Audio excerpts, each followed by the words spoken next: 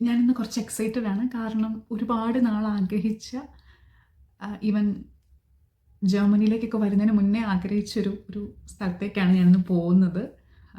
ഇന്നിപ്പോൾ ഞാൻ ഈ വീഡിയോ എടുക്കുന്നത് വെള്ളിയാഴ്ച ഒക്ടോബർ 10.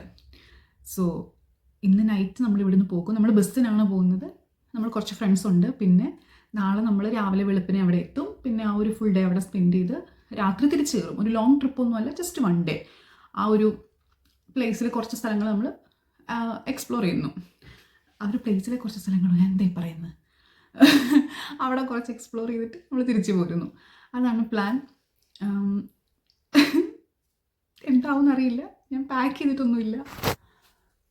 എൻ്റെ ബാഗിൽ സാധനങ്ങളെല്ലാം കിടപ്പുണ്ട്. ഒരുപാടൊന്നും ആവശ്യമില്ല, കാരണം നമ്മൾ ജസ്റ്റ് 1 ഡേക്കാണ് പോകുന്നത്. നമ്മൾ നാളെ അവിടെ നിന്ന് ഫ്രഷ് ആവുന്നു, അങ്ങനെ പോകുന്നു. അതാണ് നമ്മുടെ പ്ലാൻ. സോ പാക്ക് ചെയ്യാം. ഞാൻ കുറച്ച് ഓക്കെ.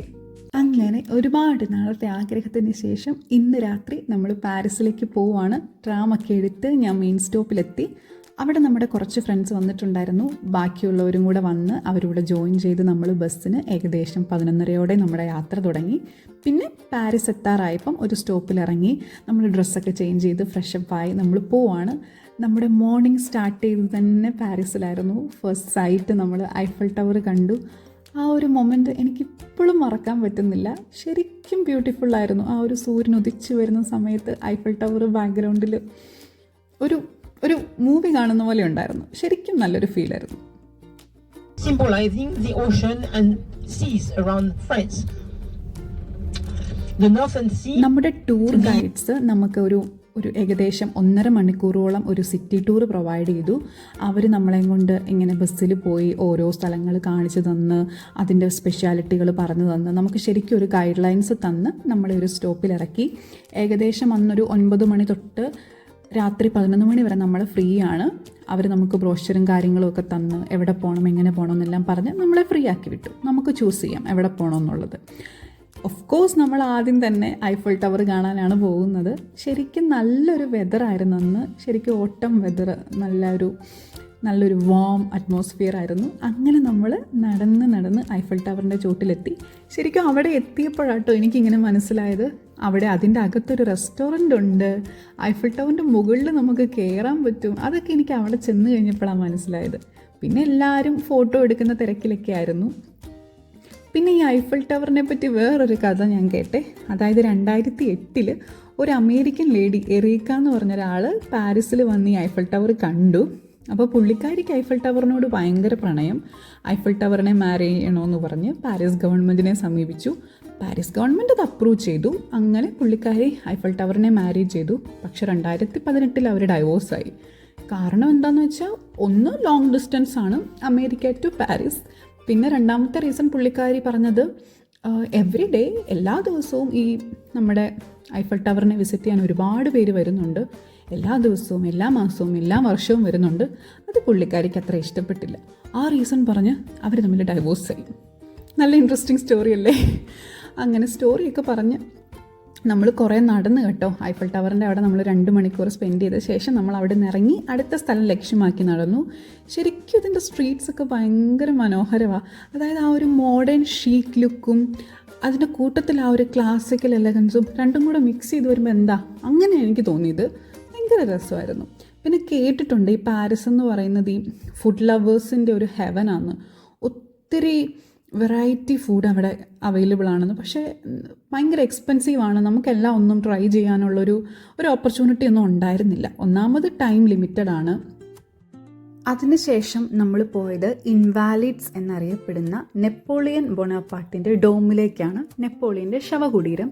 അവിടെ നമ്മൾ ഫസ്റ്റ് വേൾഡ് വാറിൻ്റെ സമയത്ത് ഉപയോഗിച്ചിരുന്ന കുറേ മിലിറ്ററി ഇൻസ്ട്രുമെൻസും മെഷീനറീസും അങ്ങനെ കുറേ സാധനങ്ങളൊക്കെ അവരവിടെ അറേഞ്ച് ചെയ്ത് വെച്ചിട്ടുണ്ട്. അതിനെപ്പറ്റിയൊക്കെ അവിടെയുള്ള ഗൈഡ്സ് നമുക്ക് പറഞ്ഞു തരുന്നുണ്ടായിരുന്നു.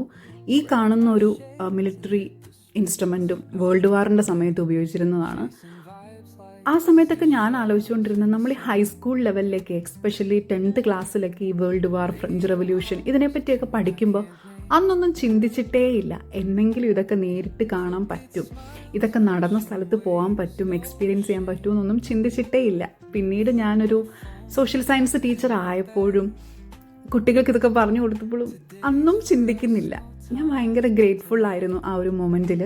പിന്നെ നമ്മുടെ പ്ലാൻ എന്ന് പറയുന്നത് വേൾഡ്സ് ലാർജസ്റ്റ് ആർട്ട് മ്യൂസിയമായ ലൗറെ മ്യൂസിയത്തിൽ പോകാമെന്നുള്ളതാണ്. ഈ മൊണാലിസയുടെ ഒറിജിനൽ പിക്ചറൊക്കെ അവിടെ ഉണ്ടെന്ന് കേട്ടു. പക്ഷെ അവിടെ ചെന്ന് കഴിഞ്ഞപ്പം അവിടെ വൻ ക്യൂ ആയിരുന്നു, നമുക്കൊരു രക്ഷയില്ലായിരുന്നു അതിൻ്റെ അകത്ത് പ്രവേശിക്കാൻ. അതുമാത്രമല്ല എനിക്കതൊന്നും ഷൂട്ട് ചെയ്യാനും പറ്റിയില്ല. അവിടെ ഈ പിടിച്ചുപറിക്കാർ, പോക്കറ്റടിക്കാർ, ഫോണൊക്കെ തട്ടിപ്പറിക്കുന്നവർ, അങ്ങനത്തെ കുറേ ആളുകളൊക്കെ ഉണ്ടെന്ന് കേട്ടു. അതുകൊണ്ട് ഫോണൊന്നും നമ്മൾ എടുത്തില്ല, റിസ്ക് എടുക്കാൻ നിന്നില്ല. പിന്നെ സ്വാഭാവികമായിട്ട് നമുക്ക് വിശന്നു, നമ്മുടെ ബാറ്ററി ഡൈ ആയി. സോ നമ്മൾ ഫുഡ് തേടിപ്പോയി. അഫോർഡബിൾ ഫുഡ് കിട്ടുന്നത് മഗ്ഡിയാണല്ലോ. സോ നമ്മൾ മഗ്ഡിയിലേക്ക് പോയി. അവിടെ ചെന്ന് നമ്മൾ ഫുഡൊക്കെ ഓർഡർ ചെയ്ത് ഫുഡിനായിട്ട് ഇങ്ങനെ വെയിറ്റ് ചെയ്തിരുന്നു. സോ ആ സമയത്താണ് ഇവിടെ പുറത്ത് സ്ട്രീറ്റിൽ കൂടെ എന്തോ ഫ്ലാഗൊക്കെ പിടിച്ച്, ഫ്രാൻസിൻ്റെ ഫ്ലാഗൊക്കെ പിടിച്ച് ആളുകൾ പോകുന്നുണ്ട്. എന്തോ സമരം പോലെ എന്തോ ആണെന്ന് തോന്നുന്നു. ഇനി ഫ്രാൻസ്